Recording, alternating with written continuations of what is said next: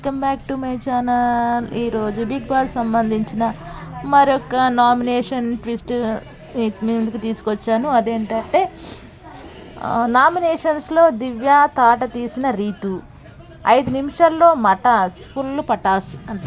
అసలు ఏంటి కథ ఏందనేది ఇప్పుడు మీకు పూర్తిగా ఎక్స్ప్లెయిన్ చేస్తాను. ప్లీజ్ ఎండింగ్ వరకు చూడండి. రీతు చౌదరి ఆ డమాల్ గాడితో లవ్వాయనం తిప్పితే టాస్క్ల పరంగా డిస్కషన్స్ పరంగా ఆమె ఆటకు తిరిగే లేదు. నామినేషన్స్లో కూడా రీతు పెట్టే పాయింట్లు పర్ఫెక్ట్గా ఉంటాయి. తుప్పాసు రీజన్లతో నామినేషన్ చేయదు. ఈ 10వ వారం నామినేషన్లో కూడా తన మార్కు చూపిస్తూ దివ్యాకి ఇచ్చి పడేసింది. తానేదో బిగ్ బాస్ హౌస్కి పర్మనెంట్ కెప్టెన్ అయినట్టుగా అందరిపైన అధికారం చెలాయిస్తున్న దివ్యాకి ఇచ్చి పడేసింది. ఒక్క దెబ్బకి 2 పిట్టలు అన్నట్లుగా బిగ్ బాస్ హౌస్ నుంచి సాయి శ్రీనివాస్, రామ్ రాథోడ్లు పంపించేశారు. ఉన్నది 5 వారాలు, హౌస్లో మిగిలింది 13 మంది.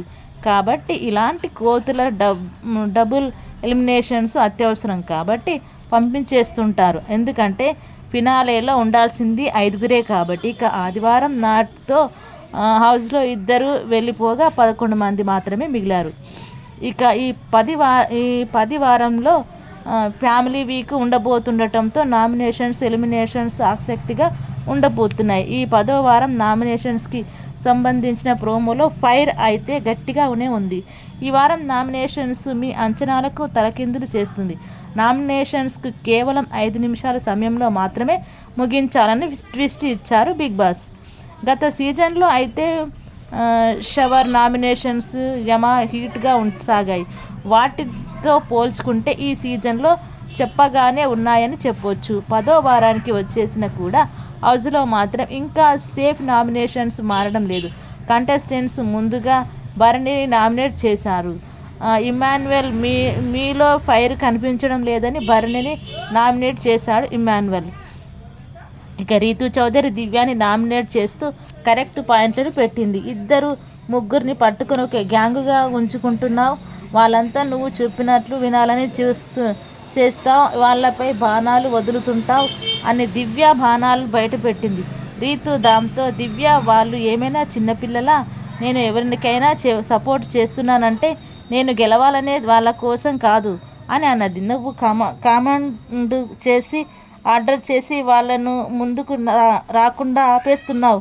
మొన్నటి ట్రైన్ టాస్క్లో కూడా నీ ఆట నువ్వు ఆడకుండా ఆగు, చెయ్యి, 1 నిమిషం నేను చెప్తా అంటూ వాళ్ళని బొమ్మల్లా ఆడిస్తున్నావు అంటూ అని కామెంట్ చేయించింది రీతు. సరిగ్గా ఆ గేమ్లో దివ్య ఎలాగైతే చేసిందో అదే చేసి చూపించింది రీతు.